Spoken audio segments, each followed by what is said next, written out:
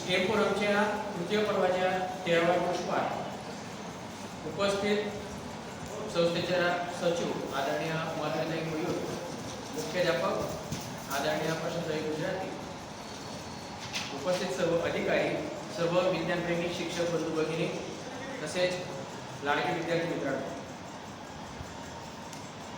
आपण दर महिन्याला विज्ञानाशी निगडीत 2 सुंदर असे सादरीकरण सादर करत असतो आणि यातून शिक्षकांमध्ये वैज्ञानिक दृष्टी वृत्तिंगत व्हावी, त्याचप्रमाणे विज्ञानामध्ये विद्यार्थ्यांमध्येही तशी दृष्टी वृत्तिंगत व्हावी, त्याचप्रमाणे आपल्यात असणारा अंधश्रद्धा, रूढी परंपरा, जी अंधश्रद्धा आपण जोपासतो ती दूर व्हावी, हा सर्व प्रयत्न असतो.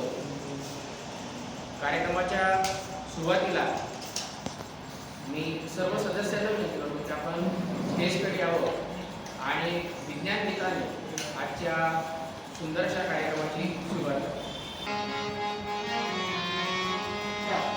खुली नजर से देखो मित्रों खोलो मन के द्वार, खुली नजर से देखो मित्रों खोलो मन के द्वार, जो है जैसा वैसा क्यों है इस पर करो विचार, जो है जैसा वैसा क्यों है इस पर करो विचार, जो है जैसा वैसा क्यों है इस पर करो विचार.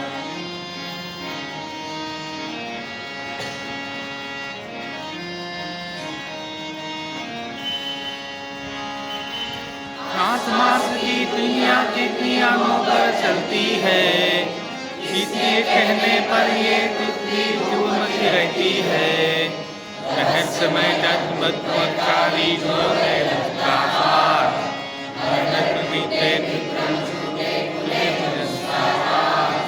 सूझ दूध से सब प्रश्नों के उत्तर हो साकार, जो है जैसा वैसा क्यों है इस पर करो विचार, जो है जैसा वैसा क्यों है इस पर करो विचार.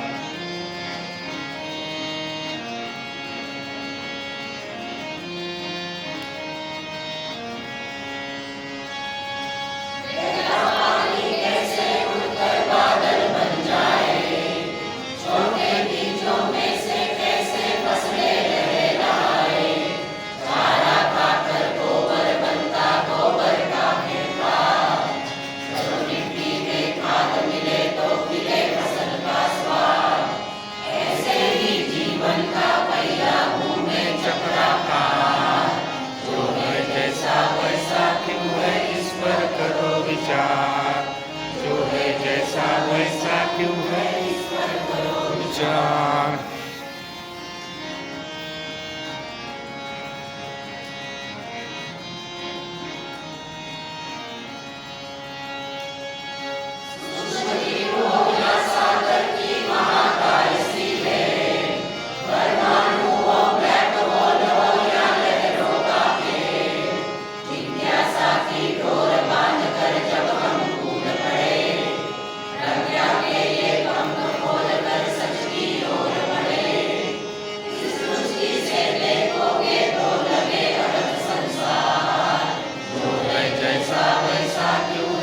पर करो विचार, जो है जैसा वैसा क्यों है इस पर करो विचार.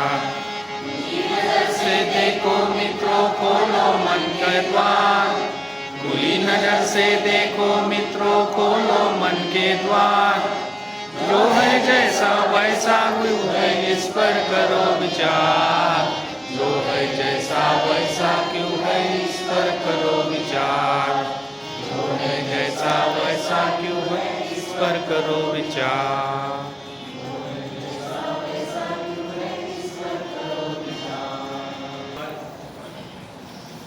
विद्यार्थी मित्रांनो, आपण दैनंदिन जीवनामध्ये अनेक प्रकारचे पदार्थ वापरत असतो आणि वाढती लोकसंख्या आणि होणाऱ्या पदार्थांचा पुरवठा याचा ताळमेळ कसा बसवला जातो किंवा कसा बसत असतो याचं एक छानसं सादरीकरण आपल्यासाठी घेऊन येत आहे आदरणीय सौ पी टी गुजराती मॅडम. याच्याविषयी हा काळाची गरज आहे. मी विषय अगोदर सांगत नाही. मॅडमांना विनंती करतो की आपल्या सादरीकरणातून आपला विषय विद्यार्थ्यांना व आम्हा सर्वांना परिचय करून द्यावा. Thank you sir.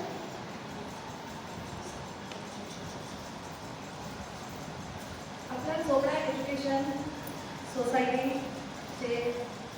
सोसायटीचे सचिव आदरणीय माधुरीताई, तसेच आपल्या प्रशालेचे मुख्याध्यापक आदरणीय प्रशांत गुजराती सर, उपमुख्याध्यापिका माधुरी पाटील मॅडम, तसेच प्राचार्य शेलार सर, पर्यवेक्षक करमरकर सर, भट सर आणि नागपुरे सर, तसेच उपस्थित असलेले माझे सर्व स्टेम फोरमचे शिक्षक वृंद आणि माझे विद्यार्थी मित्र मैत्रिणी. मी आज जो प्रेझेंटेशन तुमच्या समोर करणार आहे, प्रेझेंटेशन समोर करण्याच्या आधी मी तुम्हाला एक छोटीशी क्लिप दाखवणे इच्छिते की जे आज विद्यार्थ्यांसाठी पण आहेच, त्याचबरोबर आज महिलांना पुरुषांना सुद्धा देखील या गोष्टीचं गांभीर्य समजायला पाहिजे. तर माझी सुरुवात मी आज एक छोट्याशा क्लिपपासून, एका छोट्याशा व्हिडिओपासून सुरुवात करणार आहे आणि मग आपण माझ्या प्रेझेंटेशनला सुरुवात करूया. तर प्लीज सर, आज मैं एक ऐसा मुद्दा उठाना चाहता हूँ जो लोगों की सेहत से जुड़ा हुआ है, खाने में खतरनाक मिलावट का मुद्दा, फूड एडल्ट्रेशन का।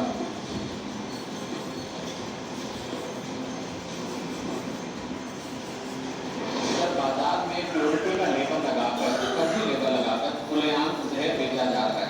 दूध, मसाले, edible oils, package food, beverages, सब में unsafe additives, harmful chemical, high saturated fat, sugar और सॉल्ट डालकर मिसलीडिंग न्यूट्रिशनल क्लेम्स के साथ ये सेहत के लिए अच्छे हैं, एनर्जी बूस्टिंग है, बेचा जा रहा है। सर, हालात ये है कि आप दूध खरीदिए तो उसमें यूरिया मिलता है, सब्जियां खरीदें उसमें ऑक्सीटोसिन है, पनीर के अंदर स्टार्च और पौष्टिक सोडा है, आइसक्रीम में डिटर्जेंट पाउडर मिलता है, फ्रूट जूस में सिंथेटिक फ्लेवर और आर्टिफिशियल कलर, एडिबल ऑयल में मशीन ऑयल, गरम मसालों में ईंट का पाउडर और लकड़ी का चूड़ा, चाय में सिंथेटिक कलर, चिकन और पोल्ट्री आइटम में एनाबॉलिक स्टेरॉइड्स, शहद में शुगर सिरप और येलो डाई, यहाँ तक कि देसी घी में जो मिठाई बनी गई है वो भी वेजिटेबल ऑयल और वनस्पति से बनती है। सर, आप सोचते हैं कि जब एक माँ अपने बच्चे को दूध का ग्लास देती है सोचकर कि इसमें कैल्शियम है, प्रोटीन है, मेरा बच्चा तंदुरुस्त बनेगा, उसे इस बात का अंदाजा भी नहीं है कि वे यूरिया और डिटर्जेंट का डेंजरस मिक्स अपने बच्चे को पिला रही है। सर, एक रिसर्च बताती है कि मिल्क के सैंपल्स में 71% सैंपल्स में यूरिया और 64% सैंपल्स में न्यूट्रलाइजर जैसे सोडियम बाइकार्बोनेट पाए गए। सर, इतना तो देश में मिल्क का प्रोडक्शन नहीं है जितना इस देश में दूध बेचा जा रहा है। सब्सिडी जिनको हम सेहत का भंडार समझकर खरीदते हैं, उसे ऑक्सीटोसिन का इंजेक्शन लगाकर फ्रेश, हरा भरा और उसके ग्रोथ को एक्सेलरेट करके बेचा जाता है।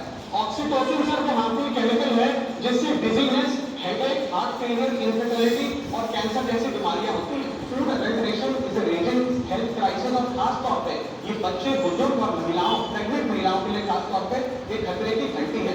देश की दो सबसे बड़ी गरम मसाले बनाने वाली कंपनियों के प्रोडक्ट्स यूएस, यूके और इनफैक्ट पूरे यूरोप में इसलिए बैन हो गए क्योंकि उनके अंदर कैंसर कॉजिंग पेस्टिसाइड्स पाए गए।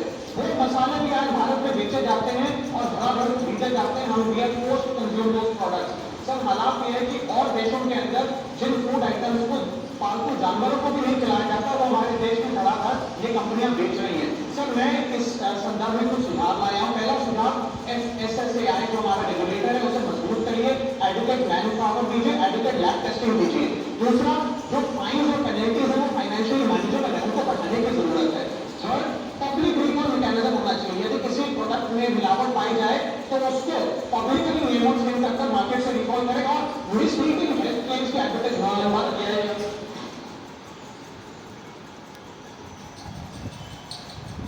आज या स्टेम फोरमसाठी निवडलेला विषय केवळ शैक्षणिक नाही तर प्रत्येकाच्या आयुष्याशी थेट संबंधित आहे.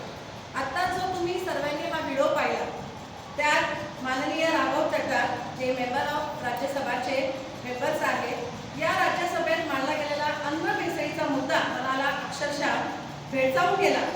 आपण रोज जे अन्न खातो, जे आपल्या मुलांना देतो, जे आपल्या कुटुंबाच्या आरोग्याचा पाया आहे, त्याच अन्नांमध्ये भेसळ होत असल्याची वास्तवता अत्यंत धक्कादायक आहे. अन्न म्हणजे केवळ पोट भरण्याचं साधन नाही, अन्न म्हणजे जीवन, आरोग्य आणि संस्काराचा पाया आहे. जेवताना प्रामुख्याने आपण एक श्लोक म्हणतो, वदनी कवळ घेता नाम घ्या श्री हरीचे. हो, हे श्लोक म्हटला जातो.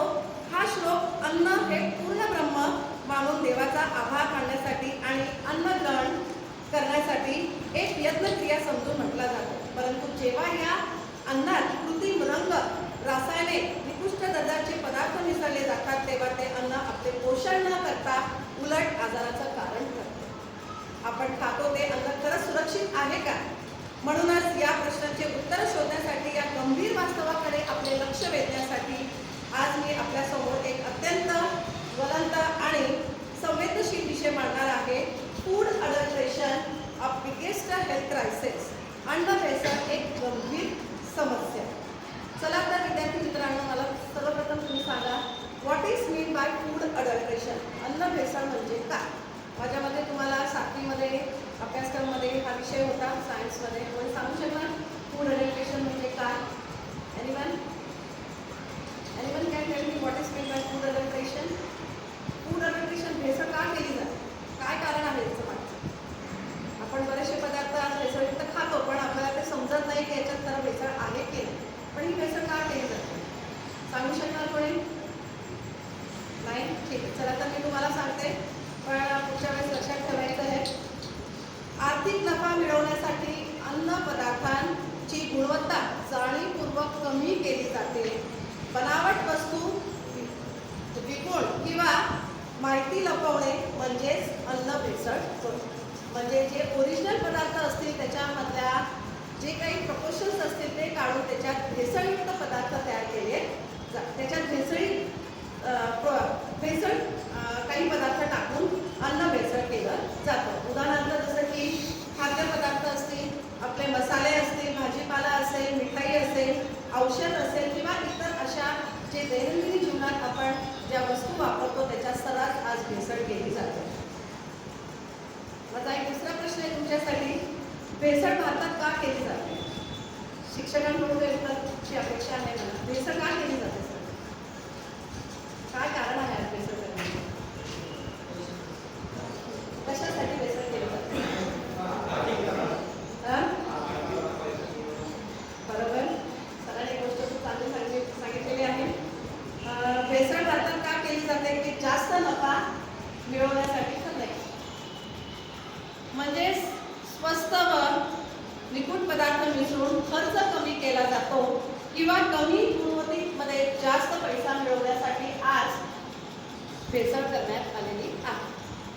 दुसरं आहे जास्त लोकसंख्या व वाढती मागणी. तुम्हाला आत्ताच महाजन सरांनी सूत्रसंचालनामध्ये सांगितलं की भारतात जास्ती लोकसंख्या असल्यामुळे अन्नाची वाढ जास्त वाढलेली आहे. म्हणजेच भारतात अन्नाची मागणी खूप जास्त झालेली आहे व मागणी पूर्ण करण्यासाठी गुणवत्ता कमी केली जाते. त्याचबरोबर कायद्यांची अंमलबजावणी कमकुवत, म्हणजेच नियम असून ही तपासणी कशी किंवा शिक्षा होण्याची आजकालच्या यांना भीती नसते. त्याचबरोबर अशिक्षण व गरिबीचा अभाव. काही विक्रेता अज्ञानामुळे किंवा मजबुरीने भेसळ करतात व उपजीविकेसाठी चुकीचे मार्ग निवडतात. त्याचबरोबर बाजारातील तीव्र स्पर्धा. आज तुम्ही बघितलं असेल, कॉम्पिटिशन खूप चाललेली आहे. जर एखाद्याने स्मॉल स्केल इंडस्ट्रीजपासून सुरुवात केली असेल एखाद्या प्रोडक्ट बनवायची, तर आपलं प्रोडक्ट कसं टिकून राहिलं पाहिजे त्यासाठी प्रचंड प्रमाणाने आज स्वस्त दरात माल विकण्याची गुणवत्ता कमी केली जाते व स्पर्धेत टिकण्यासाठी देखील सुद्धा भेसळ केली जाते. त्याचबरोबर नैतिक मूल्यांचा अभाव, समाजातील प्रामाणिकपणाचा अभाव व केवळ स्वतःचा फायदा पाहिला जातो. त्याचबरोबर ग्राहकांमध्ये जागरूकताचा अभाव आज मला खरंच खूप जाणवतो. काही 1-2 दिवसापूर्वी मला हा एक व्हिडिओ मिळाला. अनेक ग्राहक भेसळ ओळखू शकत नाही किंवा कशी सहज आपली फसवणूक होते या व्हिडिओच्या माध्यमातून तुम्हाला माहिती पडेल. 2 पाकिटं जे बदाम आणि काजू अशी प्रति बालाजीच्या बाहेरच्या साईडला एका माणसाकडनं परचेस केली 500 रुपयाला आणि त्यांनी सांगितले अर्धा किलो काजू आहे आणि बदाम आहे. तर त्याच्यामुळे 500 रुपयाची 2 पाकिटं घेतली. तर ती आम्ही घरी येऊन फोडली. तर हे बघा किती छान पद्धतीने त्यांनी हे केलेलं आहे. ॲक्च्युली काजू एवढेच आहेत आणि त्याच्यामध्ये आतमध्ये आम्हाला ह्या अशा ह्याच्या गोळ्या दिसल्या, कसल्या आपल्या रोलेटच्या गोळ्या होत्या. आणि दुसऱ्या ह्याच्यात हे जे काजू होते, बदाम होते, ते पण अशीच पावडर चिकटवलेली आहे.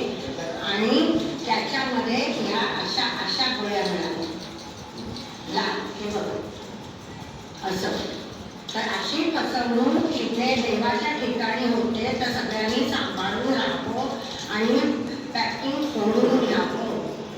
विद्यार्थी मित्रांनो, खास करून तुमच्यासाठी आहे, जेव्हा पण तुम्हाला भूक लागते, आईला न त्रास देता तुम्ही डायरेक्ट रेडीमेड पॅक फूड घेऊन येतात आणि ते एकदम खुशीने खातात. पण कधी आपण विचार केलेला आहे की या फूडमध्ये काही प्रमाणावर भेसळ असू शकते. तर जेव्हा पण तुम्ही कोणतेही प्रोडक्ट घेणार तर थोडीशी तुमच्यामध्ये जागरूकता निर्माण होणं फार गरजेचं आहे. अशा काही पैलूमुळे आज चक्क खाद्यपदार्थांमध्ये भेसळ केली जाते. पॅकेजिंग फूड आयटम पासूनच सहज आपण या व्हिडिओच्या माध्यमातून बघून घेतलं की जी खरंच आज एक गंभीर समस्या आहे. पुढे जाऊया आपण टाइप्स ऑफ फूड अडल्ट्रेशन. याच्यामध्ये पण काही प्रकार आहेत. पहिला आहे इंटरनेशनल अडल्ट्रेशन, म्हणजे जाणीवपूर्वक भेसळ करण्यात कशा पद्धतीने केली जाते. जाणीवपूर्वक भेसळ म्हणजे नफा वाढवण्यासाठी मुद्दाम ही भेसळ केली जाते. ती स्वस्त, निकूट किंवा हानिकारक पदार्थ मिळून ती भेसळ तयार केली जाते. जसं की दुधात पाणी मिसळणे, हळदीत कृत्रिम रंग, मिरची पावडरमध्ये मिरची पावडरमध्ये विकीची मुक्ती. तर अशा रीते आपल्याला जाणून बुजून पूर्वक भेसळ सुद्धा सापडते. दुसरी स्लाइड. अपघाती किंवा अनावधानाने होणारी भेसळ, ज्याला आपण इन्सिडेंटल अडल्ट्रेशन म्हणतो. ही भेसळ सुद्धा अन्न तयार करताना किंवा साठवताना न कळत होते व स्वच्छतेचा अभावी किंवा चुकीच्या पद्धतीमुळे सुद्धा केली जाते. जसं की आता तुम्ही जर वरचे चित्र बघता तेवढ्या चुकीच्या पॅकेजिंगमुळे सुद्धा रासायनिक संपर्क आपल्याला होऊ शकतो, त्यामुळे आपल्या आरोग्यावर पण सुद्धा आपल्याला त्याचा त्रास होऊ शकतो. त्याचबरोबर फळावरील जे स्टिकर असतात त्याला ऑक्सिटोसिन नावाचं इंजेक्शन ज्या भागात दिलं जातं तिथं स्टिकर लावलं जातं. त्याचबरोबर धान्यात माती किंवा दगड देखील मिसळले जातात. तर अशा पद्धतीने इन्सिडेंटल अडल्ट्रेशन सुद्धा आज केलं जातंय. मेटॅलिक कॉन्टिनेशन म्हणजे धातूजन्य दूषण. अन्नांमध्ये धातूचे कण मिसळणे, उपकरणे, भांडी किंवा पॅकेजिंग मधून या सगळ्या गोष्टी पॅकेजिंगच्या द्वारे सुद्धा होतात, जे आरोग्यासाठी अतिशय घातक आहे. जसं की लोखंड असेल, शिशे असतील, मर्क्युरी असेल, त्याचबरोबर गंजलेली भांडे वापरणे, त्याचबरोबर विपुल धातूचे कॅन किंवा डबे वापरणे. तर अशा रीतीने अन्नपदार्थातली भेसळ, ज्याला आपण फूड अडल्ट्रेशन, ही एक गंभीर समस्या असून नफ्यासाठी मूळ अन्नात स्वस्त, निकूट किंवा हानिकारक पदार्थ मिसळले जातात. यामुळे अन्नाची गुणवत्ता देखील तर कमी होतेच आणि आरोग्याला सुद्धा धोका निर्माण होतो. चला तर मग आज आपण पाहूया दैनंदिन जीवनातील अन्नातील भेसळीचे काही उदाहरणं. आणि हे जेवढे पण उदाहरणं जातात इथे तुम्हाला स्लाइडवर दाखवलेले ते आपण प्रात्यक्षिक आज करून बघूया की कशा पद्धतीने अन्नांमध्ये भेसळ केली जाते. जसं की एक उदाहरण आहे, दूध आहे, बटर आहे, मिठाई, डाळ, हळद पावडर, वनस्पती तूप, मध, मीठ व साखर, चहा पावडर, मिरची पावडर, काळी मिरी, तृणधान्य, भाजीपाला, केसर. हे आपण रोज आपल्या दैनंदिन जीवनात हे पदार्थ आपण वापरतो, पण न कळत आपल्याला माहीत पडत नाही की या पदार्थांमध्ये भेसळ आहे की नाही. तर चला तर आज आपण पाहूया दुधातली भेसळ कशा पद्धतीने केली जाते.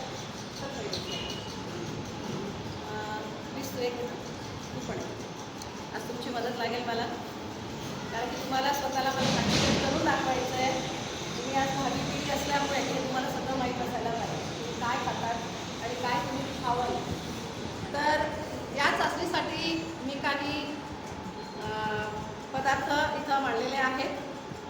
जर आपल्याला संशय आला असेल की दुधामध्ये भेसळ असेल किंवा इतर पदार्थांमध्ये भेसळ असेल, तर या प्रयोगासाठी मी एक आयोडीनचा वापर केलेला आहे, HClचा आहे, त्याच्यानंतर टेस्ट ट्यूब घेतलेले आहेत, ड्रॉपर आहे, बीकर आहेत, ग्लास, त्याचबरोबर काही स्लाईड्स घेतलेले आहेत मी ज्याला आपण काचपट्टी म्हणतो, ही एक पेट्री डिश आहे.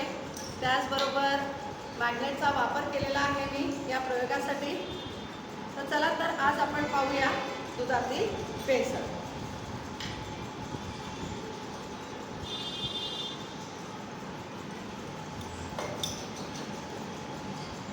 ड्रॉपरच्या सहाय्याने आपण या स्लाइडवर दुधातली चाचणी सहज करू शकतो.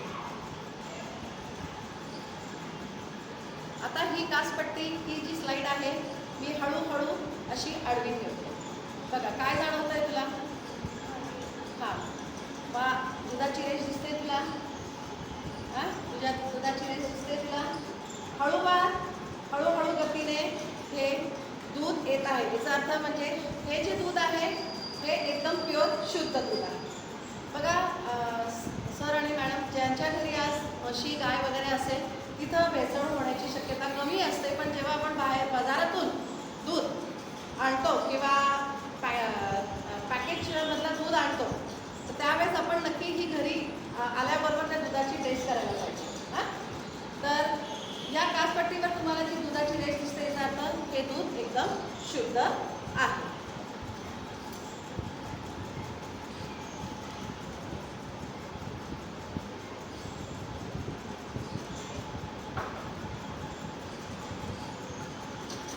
बघा आता दुधाचं प्रमाण वाढवण्यासाठी कशा पद्धतीने दुधात भेसळ केली जाते.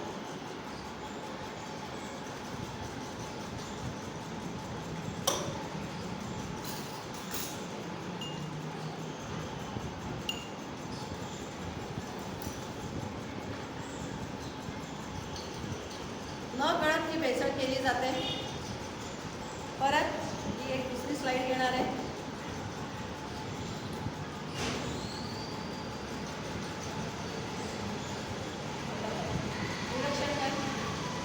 काय जाणवलं? पाणी. इथं तुला दुधाचा अंश दिसतोय या स्लाइडवर? नाही. तर याचा अर्थ ही भेसळ कसली झाली? म्हणजे ही पाण्याची भेसळ झाली की नाही? म्हणजे दुधाचं प्रमाण वाढवण्यासाठी चक्क आज 1 लिटरमध्ये अर्धा ते पाऊण लिटर पाणी टाकून आज बाजारात विकलं जातं. कळलं? तर अशा रीते या सोप्या पद्धतीने आपण ही चाचणी सहज घरी करू शकतो. बस, थँक्यू. दुधामध्ये अनेक प्रकारच्या भेसळीचे पदार्थ यूज केले जातात. जसं की स्टार्च भेसळ का केली जाते की दूध घट्ट दिसण्यासाठी. तर जर आपल्याला स्टारयुक्त भेसळ ओळखायची असेल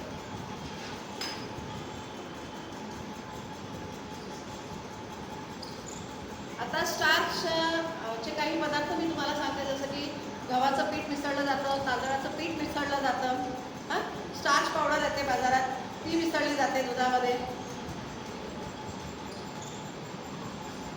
आता जर ही दुधाची टेस्ट आपल्याला करायची असेल तर उकळलेलं दूध जेव्हा तुमच्या घरी बाजारातून जर दूध आणलं असेल तर त्या दुधाला काय करायचं? उकळून घ्यायचं. थंड झाल्यानंतर त्याच्यात तुम्हाला आयोडीनचे काही ड्रॉप्स टाकायचे.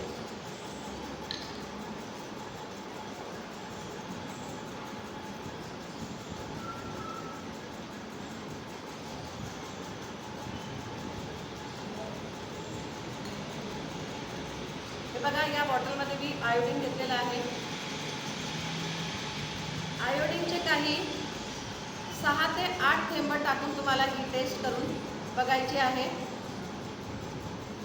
बघा आता याला आपण ढवळून घेऊ. दुधाचा रंग तुम्हाला चेंज होताना दिसतंय. दुधाचा रंग चेंज होताना दिसतंय. हां, याचा अर्थ हे जे दूध होतं हे कसं आहे? स्टार्चयुक्त दूध आहे. हां, त्याच्यात भेसळ केली गेलेली आहे. तर अशा पद्धतीने दुधामध्ये स्टारची भेसळ केली जाते, पाण्याची भेसळ केली जाते, युरियाची भेसळ केली जाते. आता युरिया कशा पद्धतीने दुधामध्ये टाकलं जातं हे छोट्याशा व्हिडिओवरून आपल्याला समजून जाईल. पाठायचं हल्लीच आता एक 4 दिवसापूर्वी न्यूज ऐकण्यात आली की अहिल्यानगरमध्ये प्रचंड प्रमाणाने युरिया आणि केमिकल हे मिक्स करून दूध तयार केलं गेलं आहे. अहिल्यानगरमध्ये अन्न आणि औषध प्रशासन आणि स्थानिक गुन्हे शाखेच्या पथकानं दूध भेसळ करणाऱ्या बँकेचा पर्दाफाश. एका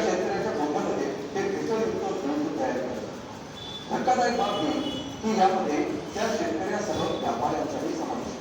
काय आहे नेमकं प्रकरण?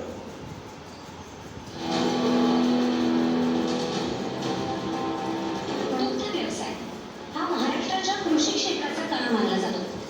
मात्र याच व्यवसायाला भेसळीचं घडू लागले.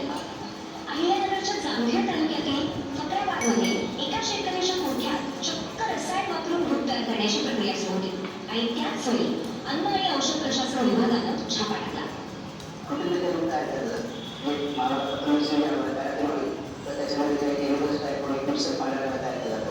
ते मिश्रण त्याच्यामध्ये पाणी आणि पुन्हा त्याच्यामध्ये काही पांढऱ्या रंगाची पावडर अशापासून एक लिटरचे मिक्सर आहे त्यापासून 15 लिटरच्या आसपास ते प्रोडक्ट तयार करतात. चिनी सेंटरमध्ये पाठवताना चांगल्या दुधामध्ये टाकल्यामुळे चिनी सेंटरसोबत त्याचे बऱ्याचशा त्याचं आढळून येत नाही त्याचे म्हणजे काय मुली वगैरे असतात अशा प्रकारे फसवणूक होऊ नये चांगल्या दुधाची एक प्रोडक्ट चालवतात.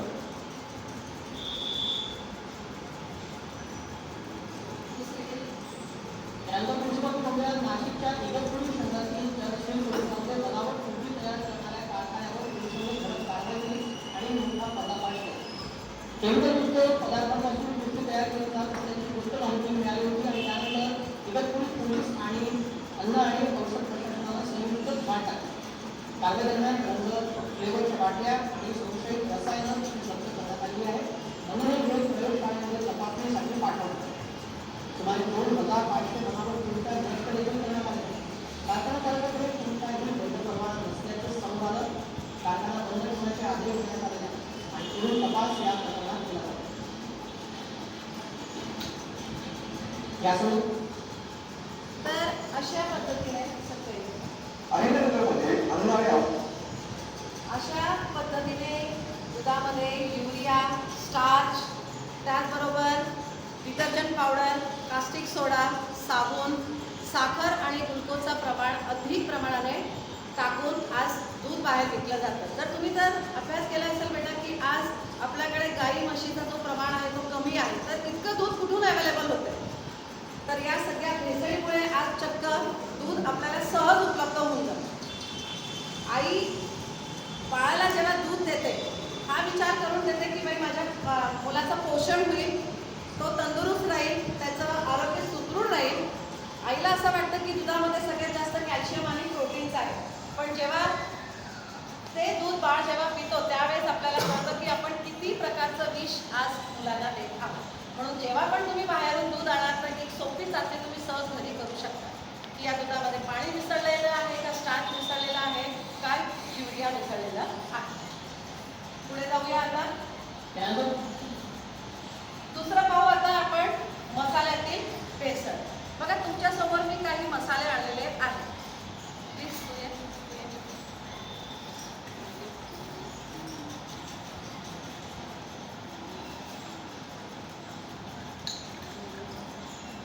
आता मसाल्यातील भेसळ हळद पावडर असेल, मिरची पावडर असेल, काळी मिरी असेल, धणा पावडर असेल, केसर असेल, जिरं असेल, राई असेल, घरातले जेवढे पण भेसळ मसाले असतील त्याच्यात देखील सुद्धा आज भेसळ केली जाते.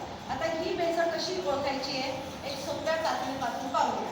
आता हळदमध्ये मेटॅलिक येलो जर मिक्स असेल तर ती तुम्ही कशी ओळखणार त्यासाठी आज आपण एक टेस्ट घेऊया.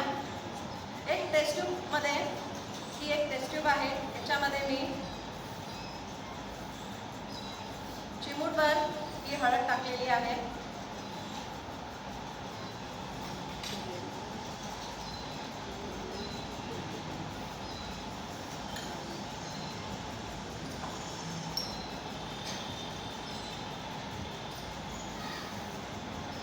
याच्यात मी हायड्रोक्लोरिक ॲसिड ज्याला आपण HCl म्हणतो याचे काही 6 ते 7 थेंब टाकून आपल्याला ही चाचणी सहज ओळखता येईल. बघा कोणता रंग झाला, कोणता रंग झाला बेटा, रंग चेंज झाला दिसतोय सगळ्यांना. कसला रंग आलेला आहे, जांभळा रंग आलेला, बरोबर आहे. याचा अर्थ या हळदमध्ये मेटॅलिन नावाचा एक पावडर असतो, कृत्रिम पावडर तयार केली जाते येलो रंगाची आणि सर्रास या हळदमध्ये मिक्स केली जाते. जर ओरिजिनल हळद आपल्याला बघायची असेल तर बघा, जर आपल्या जरी ओरिजिनल हळद असेल तर त्याची चाचणी सुद्धा आपण सहज घरी करून पाहू शकतो.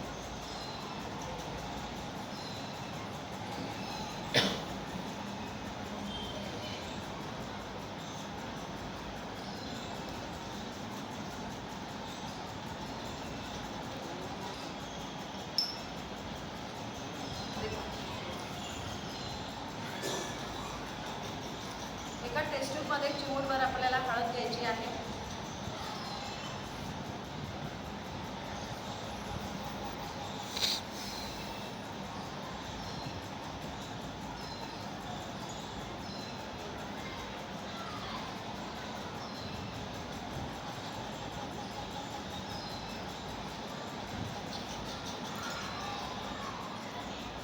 डिफरन्स समजतंय? ही कसली हळद आहे? ओरिजिनल, ही शुद्ध हळद आहे. आणि ती कोणती हळद होती? ही भेसळयुक्त हळद होती. तर अशा रीते आपण सोप्या चाचण्या घरगुती करून पाहू शकतो. थँक्यू बेटा. त्याच प्रकारे दुसरं पाहूया आपण मिरची पावडरमध्ये कशा पद्धतीने भेसळ केली जाते. एका ग्लासमध्ये मी पाणी घेतलेलं आहे.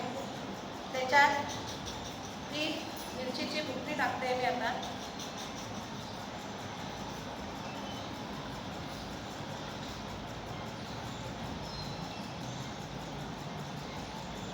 ढवळल्यानंतर 2 ते 3 मिनिटं तुम्ही थोडंसं स्थिर होऊ द्यायचं त्याला आणि लगेच तुम्हाला कन्क्लुजन समजेल की या तिखटामध्ये काय टाकलं गेलेलं आहे. 2 ते 3 मिनिटं झाल्यानंतर तुम्हाला इथं खाली या खालच्या बॉटमवर या तळाशी तुम्हाला काय दिसतंय? हे थोडं जवळ आहे. मग काय दिसतंय तुम्हाला? काय दिसतंय तुला इथं तळाशी? कसली पावडर आहे? कसली बुट्टी असेल? ओळखता येईल आपल्याला ही कसली बुट्टी आहे? ही कसली बुट्टी आहे? ओळखता येईल? ही विटाची बुट्टी असते. तर सर्रास आज तिखटामध्ये विटाची बुट्टी मिक्स करून तिखटला वाढवण्यासाठी आज बाजारामध्ये विकलं जातं. थँक्यू. तर अशा पद्धतीने आपण मिरची पावडर जेव्हा बाजारातून आणतो तेव्हा पाण्याची चाचणी सहज करून पाहू शकतो. तिसरं आहे धणा पावडर.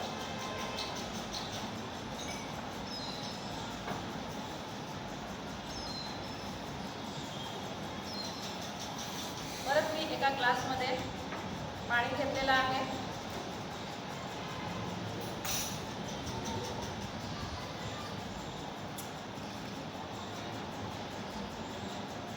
धणा पावडर टाकलेला आहे. याला हलवून घ्यायचं आहे.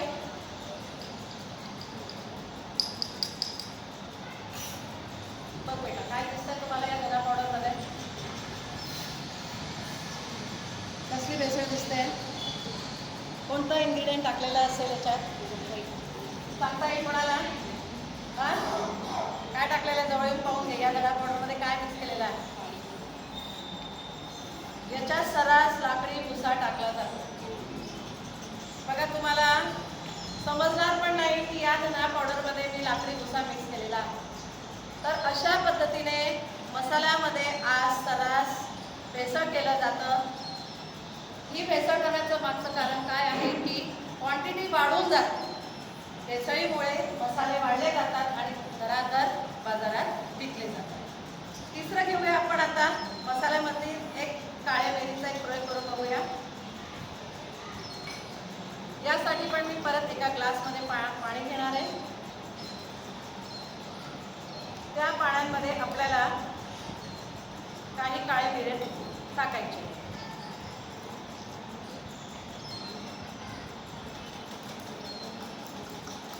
आता मी हे काळे मिरी काय केलेलं आहे? मिक्स केलेलं आहे. बघा काळ्या मिरीचे जे जड मोठे मोठे दाणे तुम्हाला कुठे दिसतात आहे? खाली दिसतात आहे. आणि वरती कसले दाणे दिसतात आहे बेटा? पपईचे दाणे. बरोबर, व्हेरी गुड. याचा अर्थ आज काळ्या मिरीमध्ये चक्क पपईचे दाणे मिक्स करून भेसळ केली जाते. बघा तुम्ही ओळखू पण शकणार नाही काळे मिरी आणि पपईचे बिये कशा पद्धतीने याच्यात टाकले जातात. तर अशा पद्धतीने छोट्या छोट्या चाचणी तुम्ही सुद्धा करून पाहू शकतात बेटा. कारण की हे सगळं आपल्या आरोग्यावर डिपेंड करतं की आपण काय खातोय आणि काय खावं आपण. तर अशा सोप्या सोप्या चाचण्या तुम्ही घरी करून पाहू शकता. तर अशा पद्धतीने काळे मिरी वाढवण्यासाठी पपईच्या बिया त्याच्यात मिक्स केल्या जातात. पुढे पाहू आपण तेल व तूप मधील सुद्धा भेसळ केली जाते. पुढे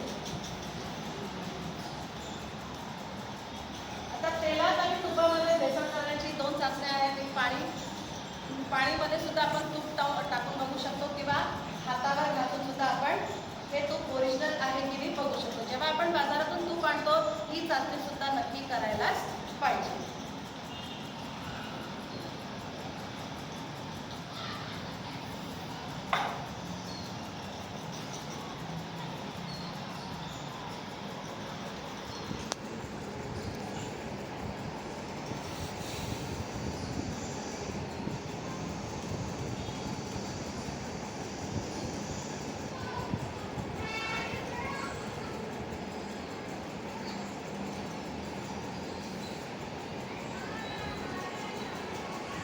बरं, काय जाणवतंय तुला?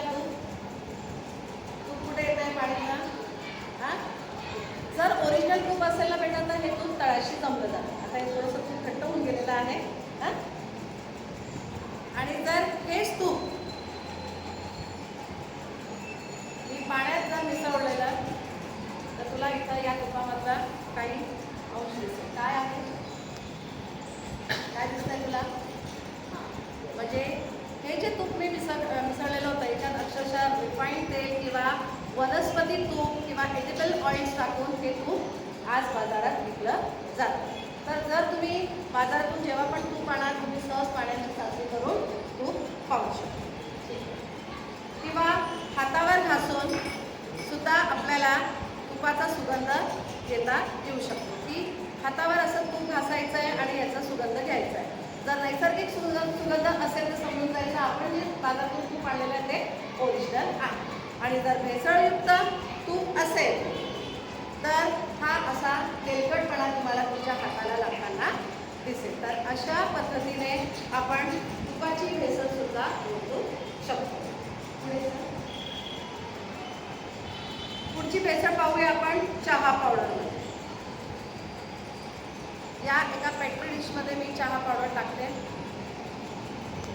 आता ही चहा पावडर भेसळयुक्त आहे की नाही या बघण्यासाठी मी इथं चुंबकाचा वापर करणार आहे. कारण की चहा पावडरमध्ये तुम्ही पाण्याची चाचणी सुद्धा करून पाहू शकतो रंगासाठी. त्याचबरोबर चुंबकाची चाचणी करून पाहू शकतो. कागद किंवा कापड चाचणी सुद्धा करून पाहू शकतो. तर आपण थोडंसं वेळेचा अभाव असल्यामुळे तुम्हाला एक चाचणी आधी तर करून दाखवते.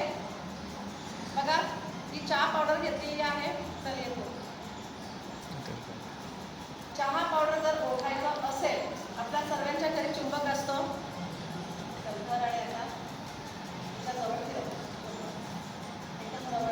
चहाच्या पावडरच्या जवळ काय दिसतंय तुला? येस, चहा पावडरमध्ये चक्क लोहा किस मिसळला जातो. हा लोहा किस बिलकुल चहा पावडरच्या रंगासारखा असतो. म्हणून जेव्हा पण बाजारातून चहा आणणार तर आधी हे करून पाहायचं. कारण की चहाला एक अमृततुल्य असं मानलं जातं. ज्या हौशीने सगळे घरातले व्यक्ती दिवसातून 2दा किंवा 3दा चहा पितात. कळालं? तर अशा पद्धतीने आपण चहा पावडरची भेसळ सुद्धा घरच्या घरी ओळखू शकतो.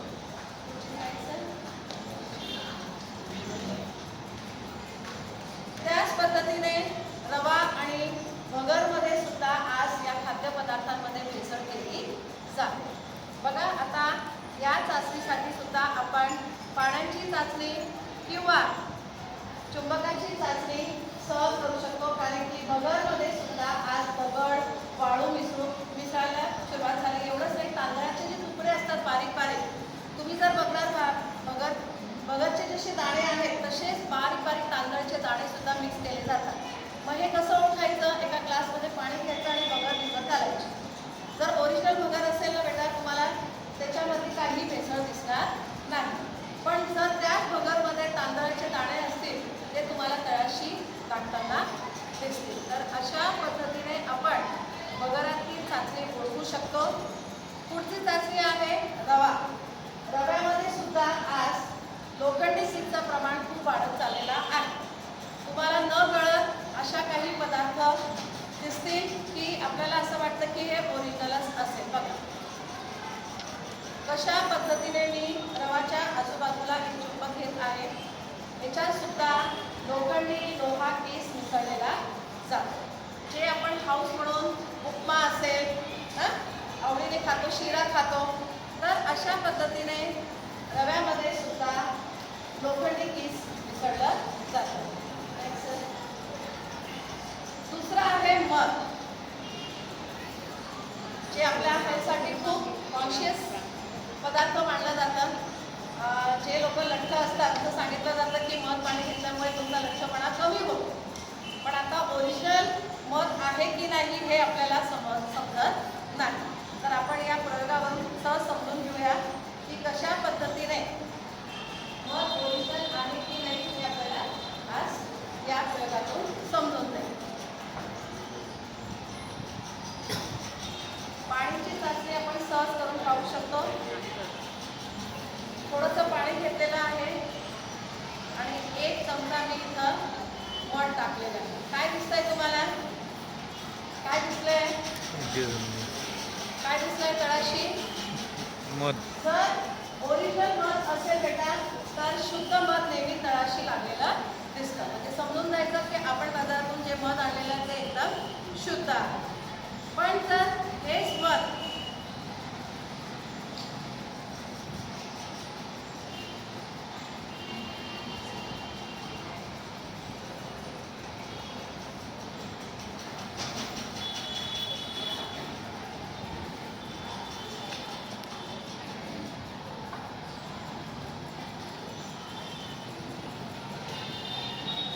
हेच असं पॅकिंग मध जर तुम्ही आणलं बाजारातून तर काय झालं?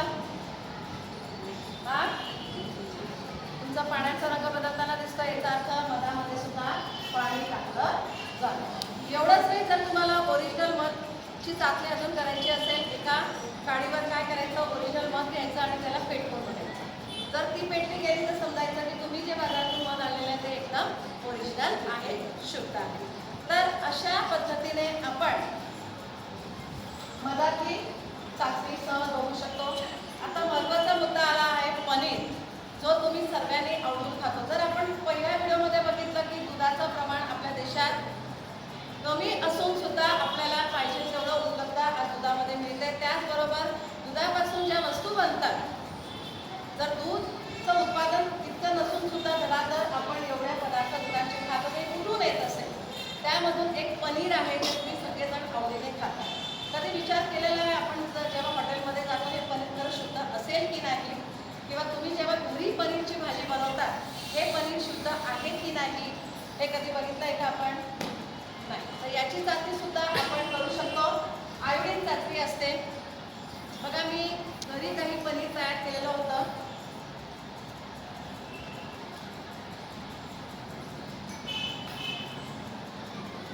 काही पनीरचे 2 तुकडे मी याच्यात टाकते.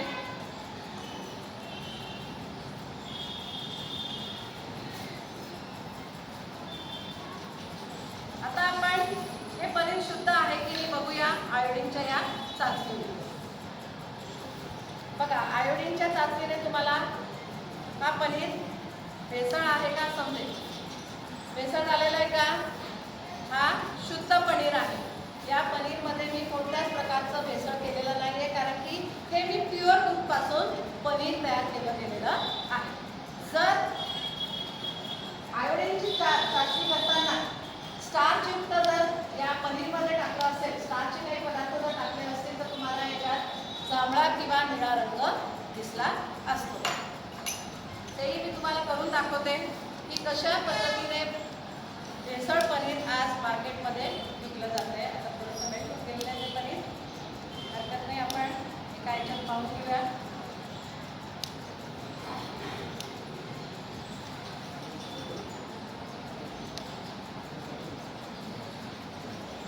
बघा आयोडीनचे थेंब टाकल्याबरोबर या पनीरचा रंग बदलताना तुम्हाला दिसेल.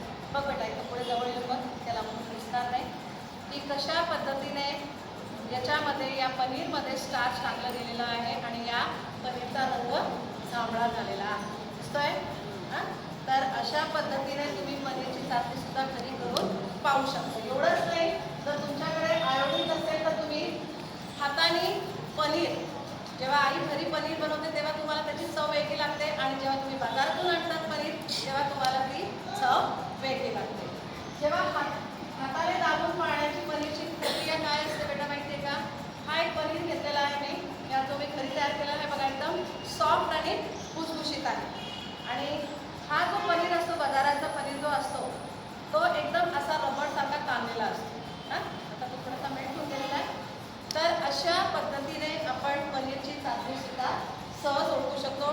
टोफू पनीर तुम्ही खूप आवडीने खाता, नंतर सोयाबीन पासून हा टोफू पनीर बनला जातो. तुम्हाला माहीत पण पडत नाही हा दुधापासून बनलेला आहे का, तो सोयाबीन पासून बनलेला आहे. हल्लीचा एक व्हिडिओ माझ्या निदर्शनास आलेला आहे की 30% ऑफ अमाऊंट पनीरमध्ये काय टाकलं जातं. आज के रेस्टोरेंट सोचते वक्त दिल्ली पर किसी भी दिन को बेचा जाता है, उनके लिए होता है कैसे? तो चलिए जानते हैं। उसको बनाने के लिए सबसे पहले शुद्ध दूध को लिया जाता है, फिर ऐसे ही तुम्हें क्रीम सेपरेटर मशीन में उस दूध को डालकर इसमें से सारी क्रीम निकालनी जाती है। उसके बाद बचा हुआ दूध पानी होता है, लेकिन उसको भागा करने के लिए उसमें अरारोट मिलाया ताकि उससे सादा सजावट पनीर बनाया जा सके, जिसे बिल्कुल सिंथेटिक दूध कहा जाता है। फिर उसको पकाया जाता है और इसमें फॉर्मेलिन नाम के केमिकल को मिलाया जाता है। ये केमिकल इसमें से निकलने वाले शरीर को लंबे समय तक फ्रेश बनाया जाता है। फिर उसको फाड़ कर इसमें पानी निकाल दिया जाता है। नकली कंपनी ऐसे पनीर के सामने से 30% कीमत में बनकर दे रहा होता है और इसको पहचानना बहुत मुश्किल है, लेकिन इसमें से उनके से कोई स्मेल नहीं आती और ना ही कोई पौष्टिक तत्व हो। हा जो पनीर तुम्ही आता बघितला ना, मी अशाच पद्धतीचा पनीर माझ्या घरी तयार केलेला होता. अरारोट टाकून अरारोट टाकून मी हा पनीर तयार केला आणि तुम्हाला आयोडीनची चाचणीवरून दाखवलं की कशा पद्धतीने अरारोट आणि फॉर्मलिन केमिकल टाकून पनीर आज बाजारात घराकडे विकलं जातं. तर अशा पद्धतीने आपण पनीरची चाचणी सुद्धा करू शकतो. नेक्स्ट सर,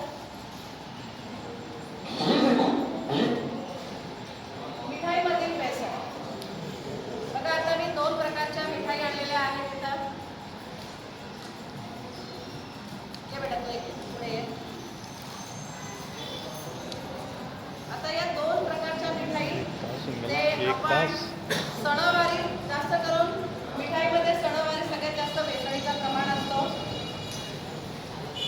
आता बाजारातून आणण्यासाठी जर आपल्याला बाजारातून एखादी मिठाई आणली असेल तर त्याची चाचणी आपण पाण्याच्या साहाय्याने सुद्धा करू शकतो, आयोडीनची चाचणी सुद्धा करू शकतो किंवा वरची चाचणी कशी ओळखायची आहे ही बघू शकतो. आता मी हा जो एक पेढा आणलेला आहे, हा एक पेढा मी याच्यात टाकते. हा पेढा टाकल्याबरोबर तुला काय जाणवतंय? हां, पाण्यात काय कोणता रंग? येलो. याचा अर्थ आज सर्रास बाजारामध्ये मिठाईमध्ये कृत्रिम रंगांचा वापर करून मिठाई तयार केली जाते आणि हे कृत्रिम प्रकार आपण जेव्हा बाजारातून आणतो, सणावारी मिठाई आणतो, त्यावेळेस आपल्याला कळत नाही की आपण भेसळयुक्त मिठाई खातोय का काय खातोय. आता हे ओरिजिनल पेढा खाऊन बघ बेटा, कसा वाटतो आणि याची चव कशी वाटते? एकदम थोडंसं रेसिपी जास्त नको खाऊ. चव वेगळी वाटते तुला? हां, ओरिजिनल पेढा जो घरी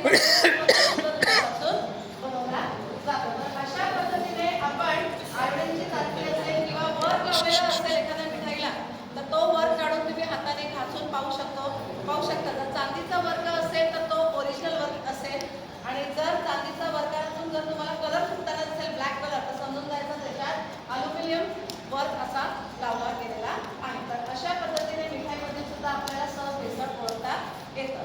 शेवटचं पाहूया आपण आता फळं किंवा भाजीपाल्यामध्ये भेसळ. तुमच्यासमोर हे 2 प्रकारचे ॲपल्स ठेवलेले आहेत. आता याच्यात ओरिजिनल ॲपल कोणतं आहे? हां, हे कशावरून ओळखलं तुम्ही? कलरवरून ओळखलं. आता जे ॲपल बाहेरून एक्सपोर्ट होतात तर या ॲपलवर काय केलं जातं माहिती आहे का? एक वॅक्स कोटिंग लावलं जातं. वॅक्स किंवा याच्यावर आपल्याला मेण असेल किंवा पेट्रोलियम जेली असेल. हे का लावण्याचं मागचं कारण काय आहे की शायनिंग दिसण्यासाठी. आजकाल आपण अट्रॅक्टिव्ह वस्तू दिसले की आपण लगेच आकर्षित होतो, तसंच फळाला अट्रॅक्ट करण्यासाठी वॅक्स, मेण किंवा वॅसलिनचा वापर केला जातो. तर हे ओळखण्यासाठी आपण घरी गरम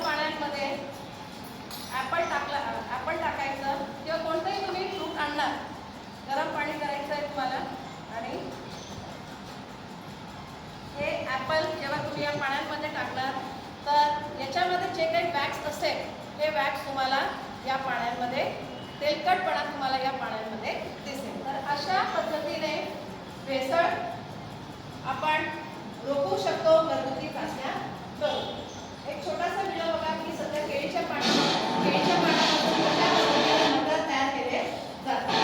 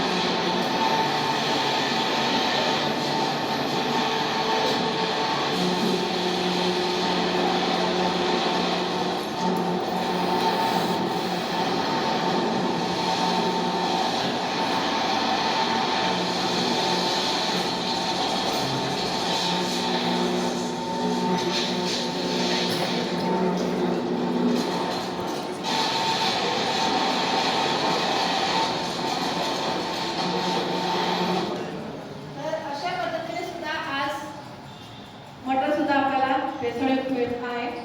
बघा भेसळीचे काही दुष्परिणाम आपल्याला बघायचे आहे. जेव्हा पण आपण बाजारातून फळं भाज्या आणणार तर सगळ्यात आधी मीठ आणि व्हिनेगर टाकून थोडा वेळ आपल्या फळं असतील भाज्या असतील ते टाकून ठेवायचं, जेणेकरून जर भेसळ असेल तर आपल्याला सहज ओळखता येईल. तर अन्न ही भेसळ प्राणघातकता आहे. बरेचसे लोकांचे प्राण देखील गेलेले आहेत. म्हणून अन्न भेसळ होऊ नये म्हणून लोकसभेत एक प्रश्न मांडला गेला होता की एक निर्णय घेतला होता 1954 साली की ज्या ठिकाणी तुम्हाला भेसळ दिसत असेल त्यावेळेस तिथं त्यांच्यावर कडक कारवाई केली पाहिजे किंवा त्यांना जन्मठेपाची शिक्षा केली पाहिजे. भेसळीचे काही दुष्परिणाम आहेत. तत्कालीन दीर्घकालीन लहान मुलांवर किंवा गर्भवती महिलांवर होणारे काही असतात, जसं की पोटांचा आजार होऊ शकतो, तुम्हाला कर्करोग होऊ शकतो, जो आज कॅन्सरचा वाढ खूप झपाट्याने वाढत चाललेला आहे. त्याचबरोबर तुम्हाला लिव्हर असेल किंवा किडनीचा प्रॉब्लेम होऊ शकतो, तुमची दृष्टी कमी होऊ शकते किंवा तुम्हाला अंधत्व येऊ शकतो रिफाईंड तेल किंवा रिफाईंड भेसळयुक्त तूप खाल्ल्यामुळे. हृदयविकार होण्याची शक्यता असते. तुमच्या वयाच्या मुलांची वाढ सुद्धा खुंटते. कुपोषण, मुलांमध्ये पचण्याची क्रिया कमी होत जाते. तर अशा पद्धतीने भेसळीचे दुष्परिणाम आपल्याला भोगावे लागतात. पुढे बघा, वाढत्या कॅन्सरचं प्रमाण तुम्ही जर बघितलं, आपल्याला मागच्या स्टेम फोरमच्या प्रेझेंटेशनमध्ये करुणा मॅडमांनी सांगितलं होतं की कशा पद्धतीने तुम्ही प्रोसेस जंक फूड खाल्ल्यामुळे तुम्हाला डेली फूड आयटममध्ये कॅन्सर कसा होऊ शकतो. भेसळमुक्त अन्नासाठी ग्राहकांची जबाबदारी आहे की आपण कशा पद्धतीने दूध नेहमी उकळून प्यावं. FSSAI किंवा ISI, एगमार्क या प्रमाणित असलेल्या ची आपण काय म्हणतात वस्तू घ्यावी. तर अशा पद्धतीने आपण भेसळमुक्त अन्नासाठी ही ग्राहकांची जबाबदारी आहे. जेव्हा पण आपण भाजी करतो त्यावेळेस त्याला मीठ व्हावं किंवा सोलून घ्यावं. पुढचं सर, वेळेचा अभाव असल्यामुळे मी थोडं लवकर घेते कारण की अजून दुसरं प्रेझेंटेशन बाकी आहे. भेसळ रोखण्याचे काही उपाय आहे. वैयक्तिक स्तरावर किंवा समाज व व्यापारी स्तरावर FSSAI परवाना क्रमांक तपासणं किंवा शाळा महाविद्यालयात अन्न सुरक्षा परवानगीकारक उत्पन्न व विक्री परवानगी. प्रत्येक फूडला टेस्टिंग आपण सहज घरी करू शकतो. पुढची स्लाइड सर. त्यानंतर आपण भेसळ रोखण्यासाठी कायदेशीर काही तरतूद आहे.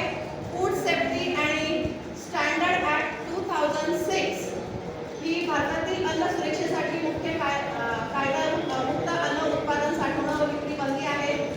विद्यार्थी म्हणून तुम्ही सुद्धा तक्रार करू शकता. आज टोल फ्री नंबर दिलेला आहे 1800-112100. FSSAI च्या वेबसाईटवर जाऊन तुम्हाला जर कुठे असं भेसळ दिसत असेल तर तुम्ही सुद्धा करू शकता. पुढची स्लाइड सर. थोडं नव्हतं घेते मी. अंतबा औषध थांबून जाऊ. बस आता थोडीशी माहिती आहे ती झालं. ओके, चालेल सर, काही हरकत नाही, वेळ झालेला आहे.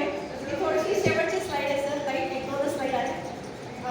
FDA चे एकूण 7 विभाग आहेत.